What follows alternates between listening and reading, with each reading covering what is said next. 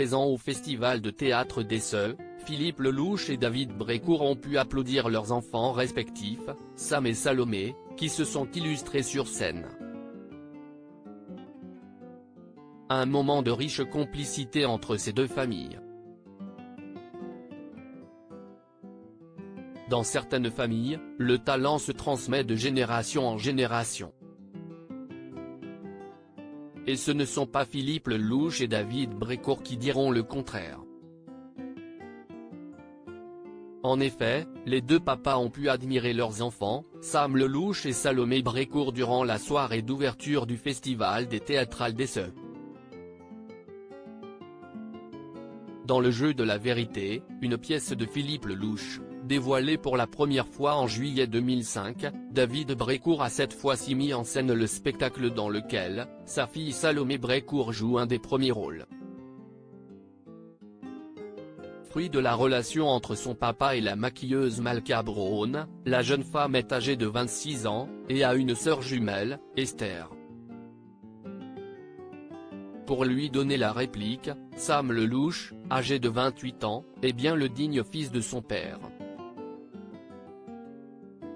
Philippe Lelouch et David Brécourt peuvent être fiers. Les deux enfants de stars font aujourd'hui partie de la jeune génération d'acteurs à incarner les personnages du Jeu de la vérité, pour le plus grand bonheur de leur papa qui était présent pour les applaudir. À leur côté, Francis Huster, le parrain du festival.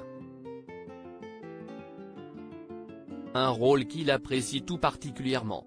CIST, un festival qui existe dans une optique de transmission, en tenant la porte ouverte pour les jeunes comédiens, pour qu'une nouvelle génération puisse éclore. Confie-t-il à nos confrères de Var Matin.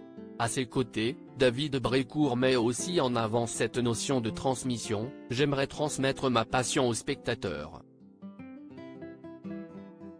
S'ils reviennent l'année prochaine les yeux fermés, CIST gagné. Le projet serait que les théâtrales deviennent une résidence, où l'on crée des pièces maison.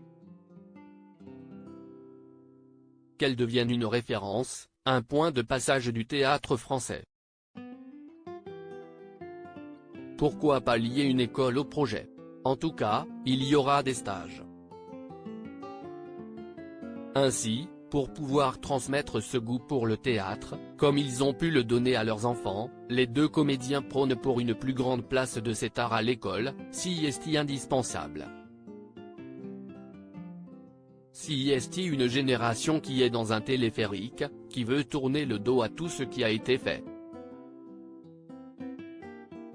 Elle veut monter le plus haut possible, et CIST magnifique, mais une corde la retient en arrière, les valeurs artistiques.